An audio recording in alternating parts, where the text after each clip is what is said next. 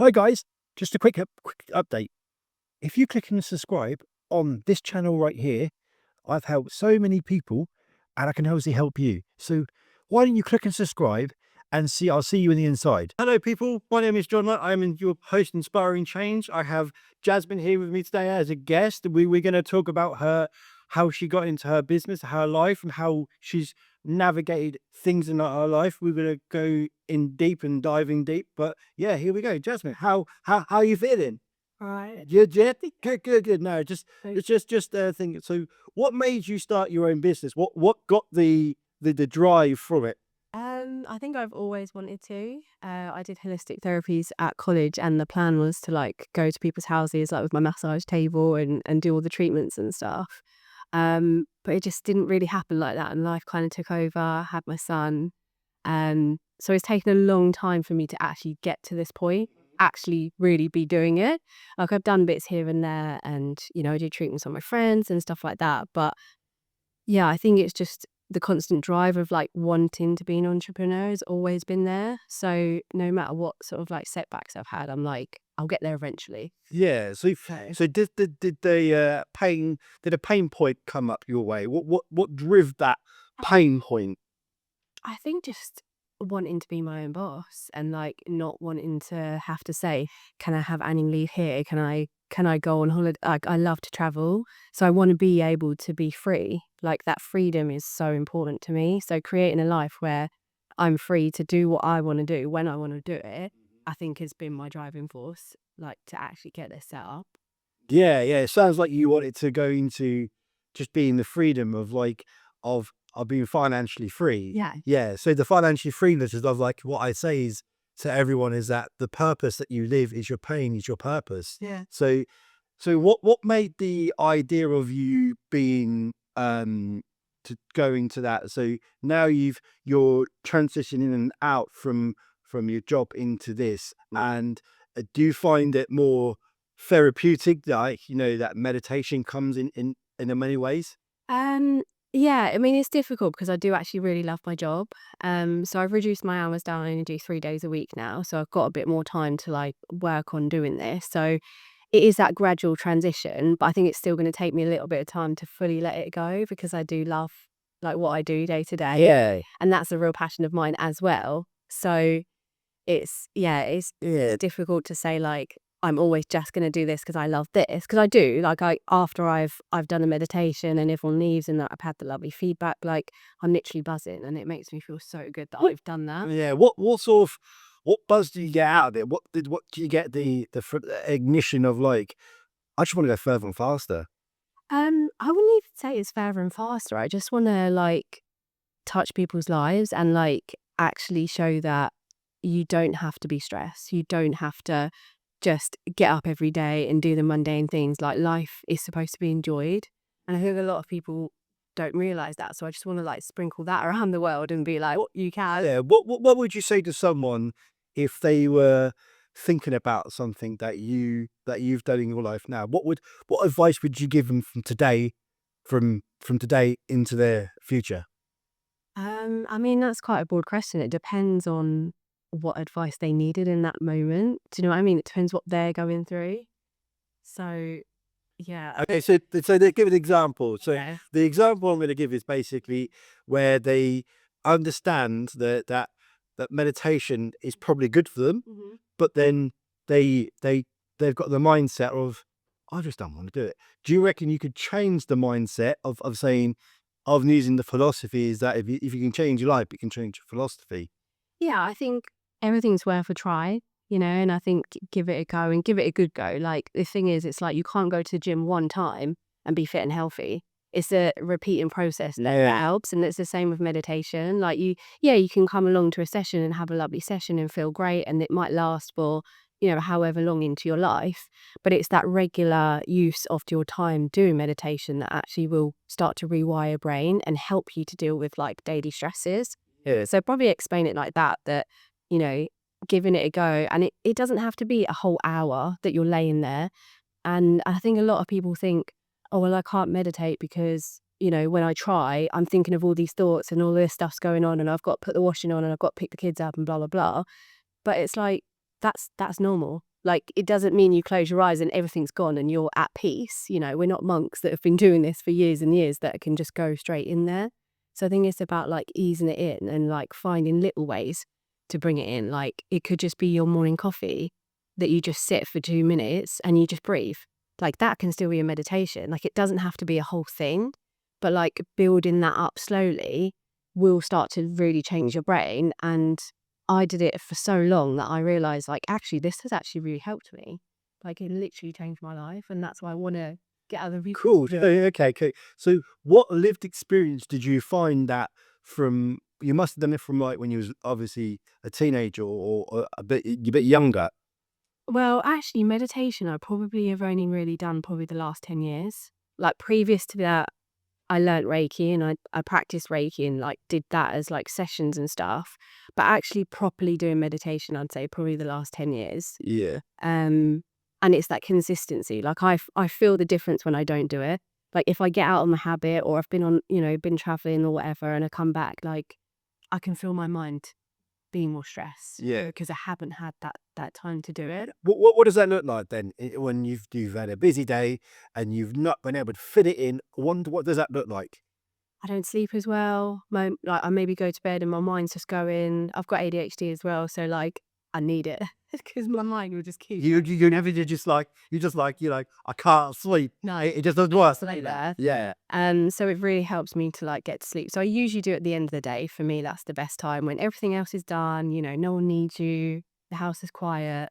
That's when I like to do it. Cool. So that then what's a good day of it?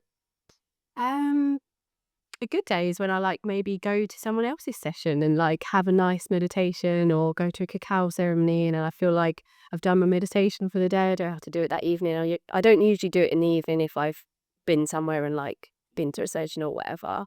But sometimes I'll come in the cabin and just have a little meditation if I've just got that time and I know I'm going to have a busy evening, for instance. Like, it doesn't take long. I just use an app called Insight Timer. Well, no, I think it's just called Insight, and it's just a timer, and it just sort of like has like relaxing music, and you just sit there and do your thing. Cool. So how does the meditation help you when you started it? What failures did you have with it at first? Um, Being able to actually sit still and do it, like, and actually like start to understand like what I was saying before about all the thoughts going on. Like, I would do it and I would just have all of these thoughts and be like, oh, I should be doing this, should be doing that. But the more and more I did it, the more those thoughts actually got quiet. And I learned to actually sort of like, I notice I'm having a thought and I'll maybe run away with it. And then I'm like, oh, I'm having that thought. Okay, let me let that go. Let me go back into my breathing. And then I bring myself back to my breathing. And then I can sort of like get back Yeah. into it in that sense. I relate to that completely because I did the exact same thing. But the thing is though, what it was is that it was you had to, your mind was wandering all over the shop. You know, and then I learned to acknowledge the thought. Yeah. The thought of what did you have? So the thought of like, I don't know, overthinking of like, has this person texted me? Mm. Or has my son done this? Or has he done his homework? Or has he done that? Has he done and it's just, it's like a wild monkey Yeah. just bouncing from tree to tree, as a monk would say, you know, and they, when it gets to that side, it's just like, well, what do? You like, how can you do it? You know, it's just, they're one of them things. So, but yeah, it's, it's very like determinational where you like, but some people can't sit still. Mm. And when they can't sit still, and I'm guessing you've had that quite a lot. Yeah. Yeah, through the cabin, yeah? Yeah. Yeah. So what thing do you get them if they can't sit still? How would you get them to train their brain how to work it? They can start by doing walking meditations, like just having your headphones in and listening to something, rather than like sometimes I'll see people go to the wharf and they're still on their phones, just like, texting and replying to emails, whatever.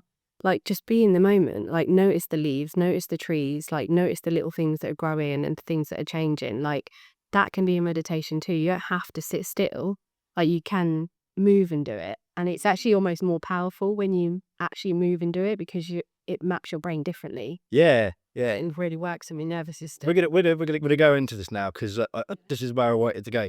So as we know, we both live in Bedfordshire. and we have an embankment, a massive embankment, beautiful embankment. Yeah. Now, I go down there quite a lot, as all my viewers know, and everyone knows that. What when you go down there, what sense do you get out of it? I love looking at all the different flowers and that they've like planted.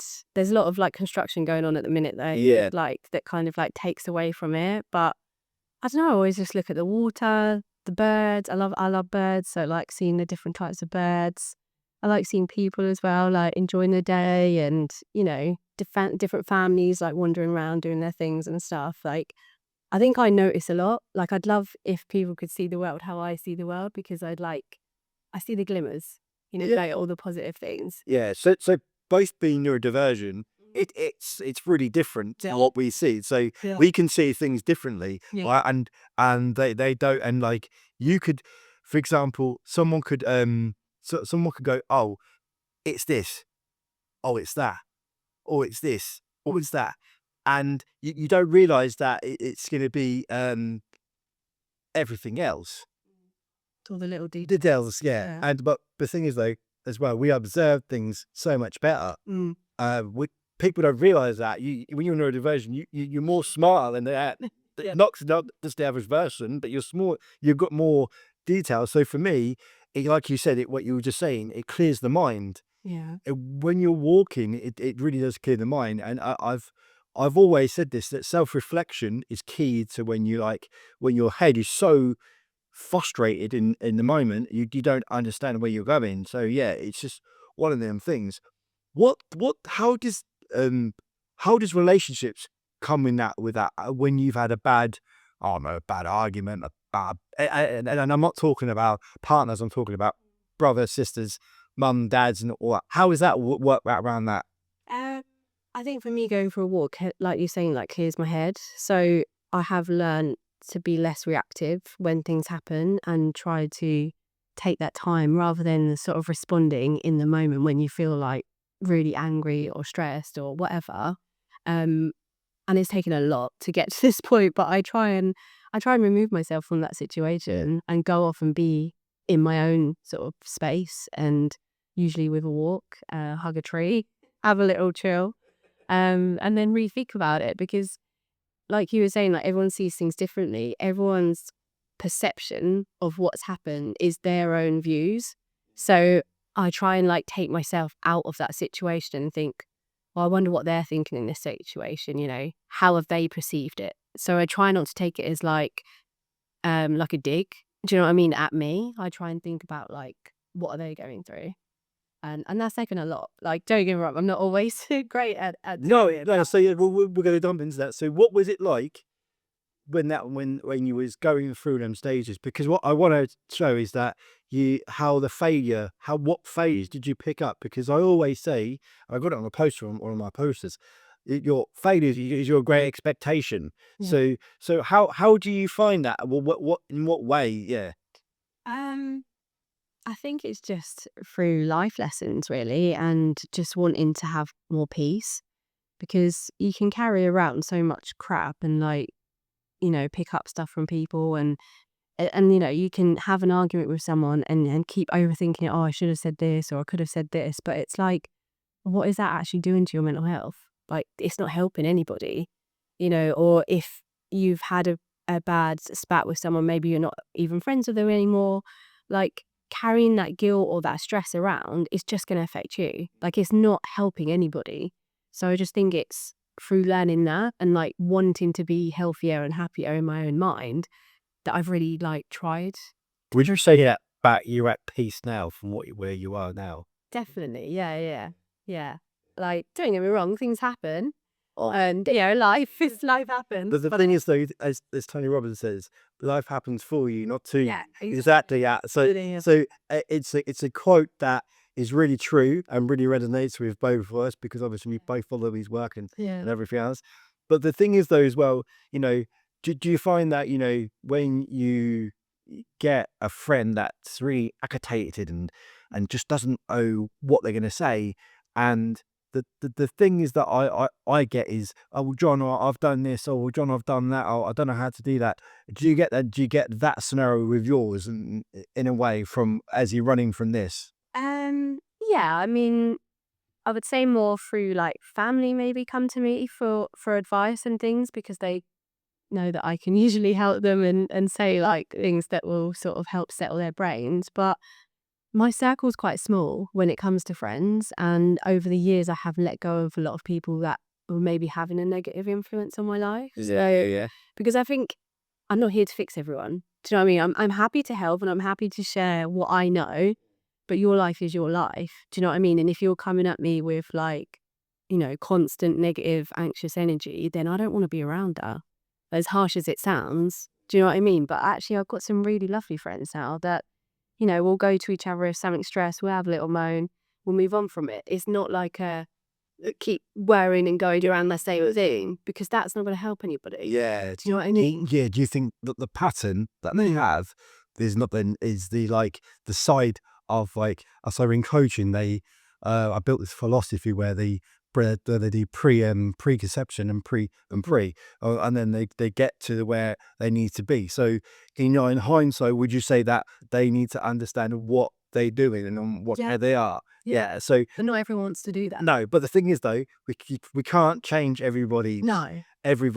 perception, because perception is key to life. And I've always said, if you're banging a nail down on a table, well, is it going to stick? Of course, it's going to stick. Yeah. But you, maybe years later, the nail rust and then it breaks, and then the wood breaks because of the weather and stuff like that. So it's like seasons. So when you're in so what seasons do you like the most out of your life? So do you like go? I usually like going like traveling. So was that from a young age of like going into different seasons? Like for example, it was like winter, summer.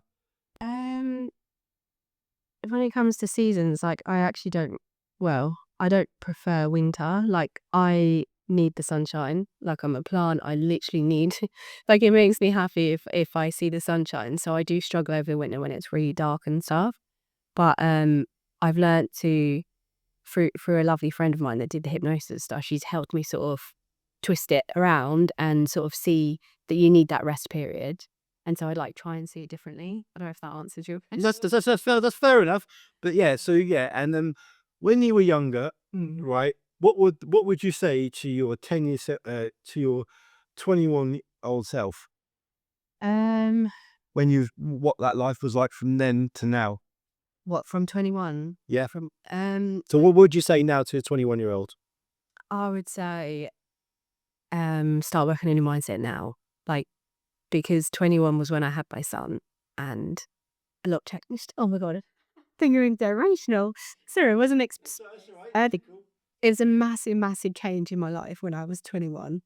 Becoming a mum was the best thing that I ever did. Like, literally, he saved my life. Like, if it wasn't for him, I wouldn't have gone on this massive journey of like mindset and stuff because I wanted to be better for him. I didn't want to be depressed and wanting to stay in bed all the time. I wanted to show him that he could be whatever he wanted to be. And I thought, well, I can't show him that unless I live it. So yeah, I'd tell my 21-year-old self, like, find Tony Robbins, get on YouTube, start working on your mindset, stop listening to people that are, don't know who you are, because I really lost myself.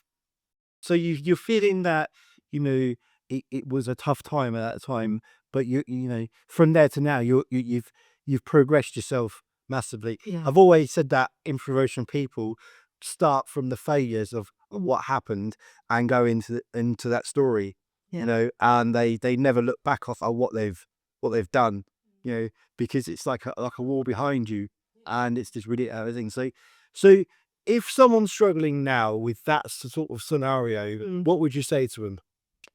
Put the effort into yourself. Like, because I think we're always sort of taught in society, like, to put ourselves last, but actually you can't pour from an empty cup. So how do you want your life to look? You need that end goal of like how you want to be, how you want everything to be, and then like find those steps to get there. It doesn't matter if it takes 10 years to get there. the point is you're trying and that you're putting the effort into yourself. Think about the thoughts that you have, and then try and analyze them. Where have they come from? What patterns are you repeating from your childhood, or things that you've been put upon you at school and things like that. And start to unpick it. And it's not always easy, it's not always nice. You might be some ugly crying in there, but that's fine. Like, it's good to get it out and work through that stuff. And yeah, just seek positive things, because what I've done might not be right for someone else. You've got to find your own path to help you to enjoy life. We don't get to do this again. Even if you believe in like reincarnation and coming back, you're never going to be this person, this avatar again. So why not make the most of it? Why live it in fear and depression and anxiety when you can live your best life and enjoy it? Like, it's worth it. It's worth going through the mud to get to the other side. Yes, so you're saying it's worth half the hard stuff to get out of it. Yeah. I totally agree, because like, you can't just sit there and go, "Oh, sorry about this. I feel a bit depressed and things." So in my book, I've got when I went through my little stuff in my book, it's got, I had a therapist, and the doctor used to try to give me antidepressants, and I was just like, no, no, let it go, because if I stick on them, I'm staying on all my life, and it won't be better. So what did I do? I said, "Nah, I'm okay, doctor." And the therapist was like, "No, no, you did the right thing, because we don't need to medicate, we need to meditate." Yeah. And the meditation gives you, it's a more of a form of rewiring the brain. And would you say that scientists have got it right that it takes up to 8 weeks to do that sort of scenario? I think everyone's different. I think it depends what kind of trauma you've had and what you've been through in your life. And then what happens in that 8 weeks when you're doing it. Because within that 8 weeks, your life could fall apart and it might take a bit longer. Or in a couple of weeks, you might already start to feel better because you've maybe had a nice upbringing, but maybe not as much has sort of happened to you. So I think, yeah, I don't know. It's nice that science is looking more into like meditation and stuff. But I think every situation is different. Like, I would say everyone has got their own path, their own life, and don't have like set things on yourself. Yeah, because Set times. you set them and it goes wrong, Yeah. you're gonna You feel like you failed. they're failed. Yeah. But if you don't, if you just let it happen, Mm. you'll get there in the end. Yeah, exactly. So how does the life look like for you now? Like, you know, we're at your beautiful cabin that Yeah. I actually adore, and it's just, you've built your life back up from the ground under. Mm. How does it feel now to be where you were then to where you are now? Um, it feels like a dream sometimes. When I come in my cabin, I'm like, oh my God, is this actually real? Like, did I actually make this? I'm proud of myself for getting to this point and not giving up, because there's plenty of times I could have given up and said, whatever, I'm just gonna, do a crappy job and just carry on being depressed. But I was just like, no, like similar to you, I didn't want to take the tablets. I mean, I was on them for years from when I was really young. And when I tried to get off them, the doctor said no. So I was like, no, I'm not having that. And I cut them down and I weaned myself off, and I did all the things that I was learning about the brain and put all of that sort of Yeah. in So place. So yeah, what did you learn about the brain? What sort of things did you go into to learn about it? um just that you can rewire it, and that, it's almost like a computer. You can't just put on it like Tony Robbins says, you can't just go out and say, oh, there's no weeds, there's no weeds. It's like, find the weeds and pull them out. Find what it is that's messing with your brain. How are you actually speaking to yourself? And I realized that I was being really mean to myself. And I thought, if I wouldn't speak to my best friend like that, why would I speak to myself like that? So, it took a while, and I think my brain naturally is negative, like maybe from my neurodiversities, or, just through, you know, how things have sort of been put on me as I've grown up. But I decided that, I don't want to leave it like that. And, there's so many inspiring people online that you can learn from, and see their stories and see that they've come out the other side. If they can do it, we can. Do you know what I mean? Like, your brain is so, so powerful. Like, we don't get taught how powerful it is. And if you actually work to rewire it, like you're just happier. Yeah. And why wouldn't you want to be happy? Yeah. Would you say to, um, like parents and stuff like that, Mm. and like the school education system say, like, what are you going to do when you're older? Would you say that what problem are you going to solve when you're older? The two gives a meaning. Yeah, I think there's a lot to be changed with school. Yeah. A lot. It definitely. Yeah. Yeah. They could teach them about emotions. So they could teach them about hormones, how that's going to affect your life, neurodiversity. So every kid isn't the same that can just sit and be in a box and do the thing. There's so much that could change. Like it's so, so ancient. So yeah. So for example, the rituals that you've got on your poster sitting over there, Yeah. can you just name some of them? Well, like the chakras and Yes. stuff. So yeah, so we have energy points in our body, and which we don't get taught about. And the ones on my poster are still only like some of them. But you have your crown chakra where your energy comes in, which is like above your head. Then you've got your third eye, which people may have heard of, and that's sort of like here, where you sort of see and sort of know stuff. And a lot of things in our lives, like I'm going to sound crazy, but like the water that we drink and like the things in the air and the things in our food is to calcify our third eye so that we're not opening it up and we're not powerful, but we are. So it's like trying to like clear off stuff for that. You've got your throat chakra, obviously, allowing yourself to speak your truth. A lot of times people are afraid to be who they authentically are, or say what they want to say. So it's nice to open that up for that reason. You've got your heart chakra, obviously, where your heart is. Um, Filling that one with so much love, like because we actually get our hearts before our brains. Like when a baby is formed, your heart is one of the first things that you get, and that's a gift. We're given that gift, and being grateful for that and filling your heart with love, like actually really makes a difference to your life. So that's why I like use the chakras in everything that I do when I meditate and stuff. And then you've got your solar plexus, which is sort of like under your sort of ribs, your sacral and your stomach, which again, a lot of people hold stuff in their stomach. Like, people, it's like if you're nervous, you feel it in your stomach, don't you? Or you feel a bit sick if something's not quite going right in your life. Well, that's the energy. Like you've got to trust your gut instinct, but you don't get taught that in school. You don't get taught to trust your gut unless, people at home are teaching you that.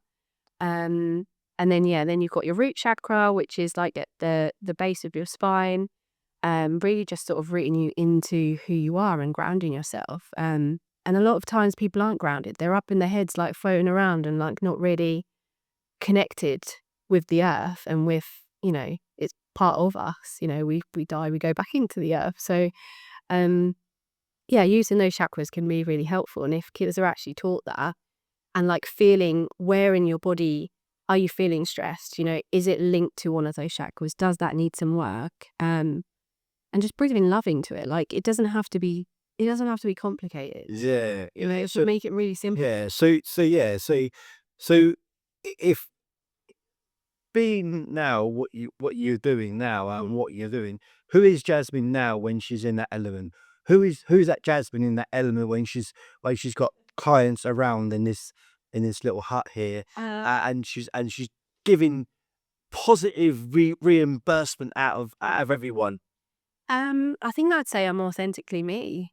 I'm actually really being who I'm supposed to be, because a lot of times in my life, like, I trained first level Reiki when I was about 17 or 18, but I didn't practice it then. I did it on, like I said, like friends and family, but it's took me a long time to come back to this, but I always came back to it. Like it was always a part of me that I was spiritual and wanting to, share, positive energy and helping people like learn about their brains and their bodies and their energy and stuff. So I think when I get to do it, I get to really be me and not hide from that in the in the corporate world where you have to sort of say certain things, do certain things. Like when I'm here in my cabin, I'm free to be me. I don't have to put on any sort of mask. I can just be myself. Yeah. And Yes. that's like, I think it's really powerful, and then it shows other people they can be authentically them. Yeah.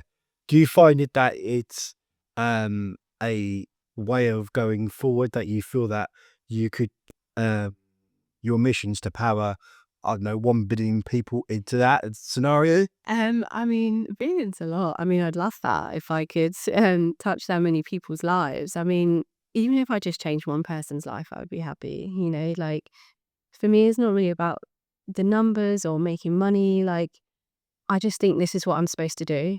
Like, I'm supposed to share this stuff. I'm supposed to show, you know, my journey and what I've been through. Like, it's not always been easy, but I think that's what I'm here for, and that's why I always get brought back to it. And I put off making the cabin for years until one day I was like, no, now's the time. Like, I have to. If I don't do it now, I'm never going to do it, Mm. and I just got to do it. Was it a have to instead of a have to? Was it a must? Yeah, definitely. Yeah, as Tony Robbins says, we have to take the have to out and put the must to. Yeah, yeah. Yeah, because the must is the criteria of Mm, what we deal with. yeah. So yeah, you really have.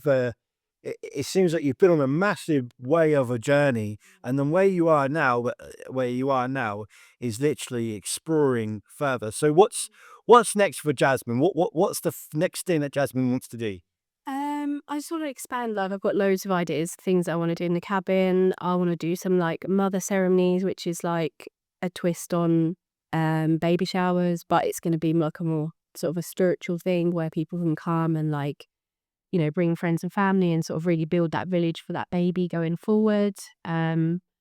I might think about bringing in like, because my other job is I help with breastfeeding and new parents, so I might think about bringing that in, but with the spiritual twist, because obviously in my job working for the NHS, I can't, you know, really share Yeah. like a lot of the sort of spiritual stuff that I would do if I had another child. So it would be nice to sort of move into that sort of side of things as well. But yeah, just more meditations, you know, meeting more people. I'm doing a sand bath course at the minute, so eventually I'll be able to offer sand baths when people come here. And I'm also working on a breathwork course as well because I feel like that was really powerful. That was something that really changed my life as well. Was doing breathwork at a session. Well, a few times I've done it. So I really want to learn that as well. But it's just, yeah, fitting it in with all of the stuff. Yeah. You know, Sounds it's not like going to be next day. no. So it seems like you got a busy period. So what I want to do now is I'm going to go through a 5 5 guys. This is a new thing that I'm trying. This is the new things I'm going to try on Jasmine to see how it works. So Jasmine, Yeah. I'm at my best when I'm Oh, gosh. I'm just supposed to be instant, isn't it? I'm at my best when I'm working on myself. Yeah. okay. What's the best advice that you've given? Um, look within, like really look within. Don't be thinking about what he said, she said, what's going on around you. Go within and then go start from there. Okay, and the third question is, what advice would I give to my brother or sister if you have one? Um, to follow their dreams and, you know, not stop playing small, like really like see that what I've done with the cabin, that I've, you know, making my dreams happen, like they can do it too. And I'll be there to support them. Yeah, definitely. So Yeah. the final question is, what would I do if this got big? What would I do? Oh gosh. I don't know. I think I'd be very grateful. Um, it almost feels scary to think of it being bigger than it is and being seen more, I guess. Yeah, But I guess you'd grow with it. yeah. Let's dive into that because literally, do you find it's fear? I think so. And I think partly because I hid this part of myself a lot. Um, through I think because like I said, my job is very opposite to what I do. So there's like two sides of my life that I have to sort of think about. But it would be nice to, yeah, eventually be fully doing this all the time and not having to think about how, you know, people what they think. Like it's difficult because I don't really think about what people think, but then when you ask me like that, I guess I do. In the bigger picture. Yeah, see Yeah. what? Yeah, it's a philosophy that I need. So we'll talk about it off camera. Mm. So on that, Jasmine, you've been an absolute wonderful. It's been a pleasure to obviously meet you today and all that, Jazz. And guys, you can follow Jasmine on when can they follow you, Jasmine? So on Instagram and TikTok, I'm Spiritual Soul 333. 333. So, guys, hit that button, hit that like, go and see her content because you will not be sorry. And until next time, I will see you in my studio. Take care. Hi guys, I just want to appreciate the appreciate you giving me. I'm looking for guests to come on the podcast, and also I'm a life coach too. So if you want to crack on with the link will be down here with my website. Contact my team and I, and we'll get you on the podcast. See you in the inside.